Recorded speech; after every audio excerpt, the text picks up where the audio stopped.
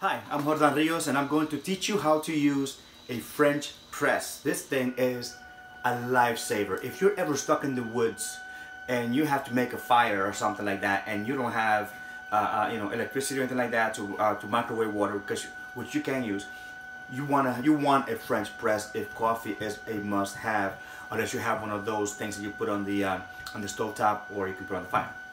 Well, this is very, very, very simple, but it is so delicious. The coffee that comes out of this is amazing.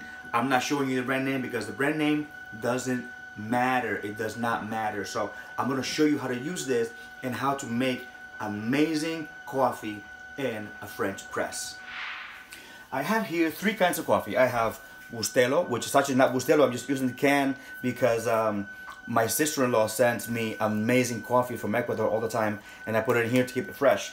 I also have coffee and chicory. I'm not showing you the brand name because it's really, brand name does not matter. If you know how to make coffee, your coffee is going to be good every time. So this coffee and chicory, and also I have this beautiful almond flavored coffee that my sister-in-law got me as well. And what I do is very simple. This coffee is very flavorful, so you do not need a lot of it. So I have my coffee, I have a scoop, which is very important, or a table, it doesn't really matter. I mean, you measure however you want. So what I do is I take the top off. So what happens is French press, this is the whole press thing about it here. You're going to use this to press the coffee down once everything is there. So anyways, let's get back to what we're doing. So I do, very simple, I take 1 scoop of my almond flavored coffee. So I take 1 scoop, you don't have to dome it, 1 scoop, okay? Then I take 1 scoop of the chicory coffee, and this is really good because it lasts you a lot longer because you're only using one scoop at a time. You don't have to put it in the French press, okay? And then I take 2 scoops of my delicious coffee from Ecuador. And again, brand name doesn't really matter. Where the coffee comes from doesn't really matter because the French press is going to cancel all that out. But you're going to get amazing flavor anyway. So 1 scoop, 2 scoops. Okay, now I'm gonna set this here because I got ahead of myself. Anyways,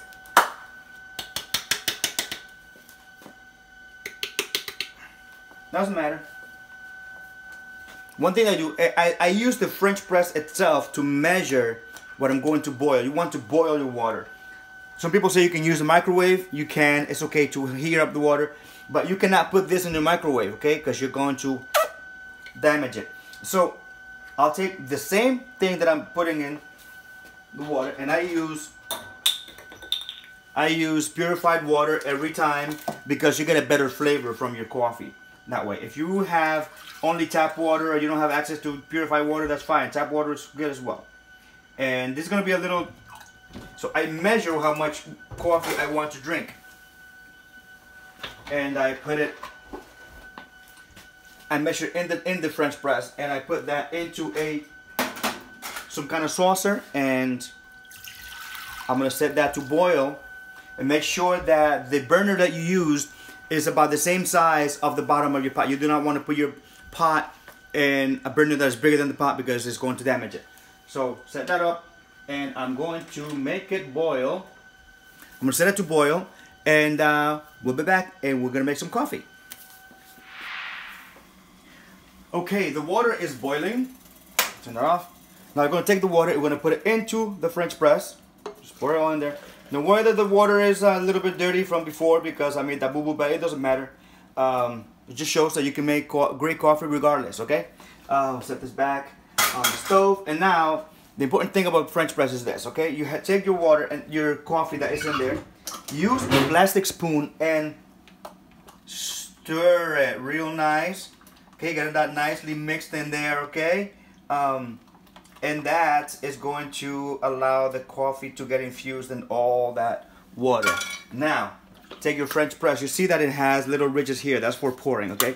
You want to make sure that this pouring part is towards the back because you don't want any air escaping. Well, any steam escaping. It will escape a little bit, but it's not going to be as much as if you had it this way.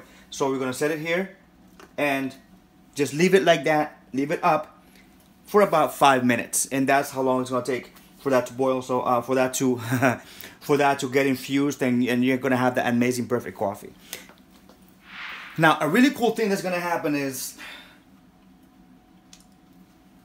this is going to be really amazing. That coffee is going to be pure. It's going to be really strong. If you find that it's a little bit too strong for you, then what I would suggest is take some hot water, okay? Boil some more water if you want to. Take some hot water and kind of use it to balance out the strength of the flavor of the strength of the coffee that you want, however you want it. You can do that. I don't recommend it because it takes away the purity of the fact that we just used the French press. But again, if you're somewhere out, anywhere, you know, you probably won't have the ability to do that. But what I do is do that. I do take that and drink it as is. But if you want it a little weaker, by all means, take some hot water and just mix it in with your, with your coffee, just to kind of balance out how much you want. Because this is going to be really strong coffee. Okay, the French don't play. Like the Italians don't play, like the Dominicans don't play, and the Colombians don't play when it comes to the coffee. I don't know about everybody else in the world. I'm just kidding. There's great coffee everywhere, and if you are a coffee fanatic, you are going to enjoy coffee however you can get it. I actually have a pretty nice collection of coffee making things. I have a Keurig, I have a drip coffee maker, I have the espresso maker, I have the pour over thing too. Also, if you're into that, and I also have the colander, which is made of fabric. So when you actually take your coffee and you boil it with the water, and then just use the colander to strain it out. But that's me. That's not everybody. So in a few minutes, we're gonna have amazing coffee made in a French press. All right, so it's been about 5 minutes, and we have our coffee that is ready to be pressed in our French press. So all you have to do is take this little lever and bring it down slowly. If you like another press, that's fine. Just bring it up slowly again, and it's gonna give you a little bit more resistance, but it's going to be amazing. And bring it down, and here's that resistance coming in. And now you have perfect French pressed coffee. Of course, you have to turn this so that the grills are showing, so we can actually pour some coffee out. And we have amazing French pressed coffee. And see how pure it is? Every once in a while, you're gonna get a little bit of grounds in there. It doesn't matter. It's still so good. So that's about it. So now you know how to use a French press and how to enjoy coffee anytime, anywhere, even if there is no electricity.